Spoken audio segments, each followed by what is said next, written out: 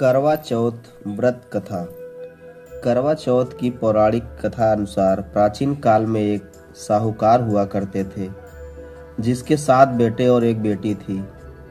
करवा चौथ का पर्व आया तब साहूकार के 7 बहू और बेटी ने एक व्रत रखा। शाम को जब साहूकार और उसके बेटे भोजन के लिए आए तो उसने अपनी बहन को भूख से व्याकुल हाल देखी नहीं गई। उन्होंने अपनी बहन को भोजन करने के लिए कहा, लेकिन बहन ने कहा कि मैं चंद्रमा की पूजा करके ही भोजन करूंगी। काफ़ी समय हो गया, जब चंद्रमा नहीं निकला तो भाइयों ने मन में एक विचार आया। ऐसे में 7 भाई नगर से बाहर चले गए और दूर जाकर उन्होंने आग जला दी। वापस घर आकर उन्होंने अपनी बहन से कहा कि बहन देखो, चाँद निकल आया है, अब उसे देखकर अपना व्रत तोड़ दो। बहन भाइयों की ये चाल समझ नहीं पाई और उसने अग्नि को चाँद मानकर अपना व्रत तोड़ दिया।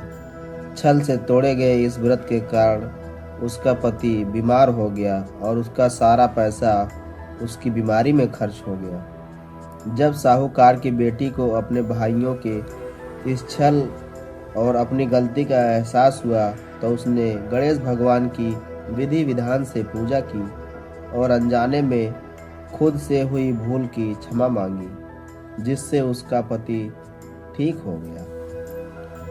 करवा चौथ की कथा धार्मिक मान्यताओं से भी जुड़ी हुई है। धार्मिक मान्यताओं के अनुसार ये व्रत सबसे पहले शक्ति स्वरूपा देवी पार्वती ने भगवान शिव के लिए रखा था। कहते हैं इसी व्रत के प्रभाव से उन्हें अखंड सौभाग्य की प्राप्ति हुई थी। कहते हैं तभी से सुहागिन महिलाएं अपने पति की लंबी उम्र के लिए व्रत रख रही हैं। इस व्रत से जुड़ी एक कहानी के अनुसार एक बार देवताओं और राक्षसों के बीच भयंकर युद्ध छिड़ गया, जिसमें राक्षसों की जीत हो गई। तभी ब्रह्मा देव ने सभी देवताओं की पत्नियों को करवा चौथ का पावन व्रत रखने के लिए कहा। कहते हैं इसके बाद कार्तिक माह की कृष्ण चतुर्थी के दिन सभी देवियों ने अपने पतियों के लिए व्रत रखा, जिससे देवताओं की जीत हुई। ऐसा माना जाता है कि इसके बाद से ही इस व्रत को रखे जाने की शुरुआत हो गई। इसके अलावा ये भी कहा जाता है कि द्रौपदी ने भी पांडवों को कष्टों से मुक्ति दिलाने के लिए करवा चौथ का व्रत रखा था।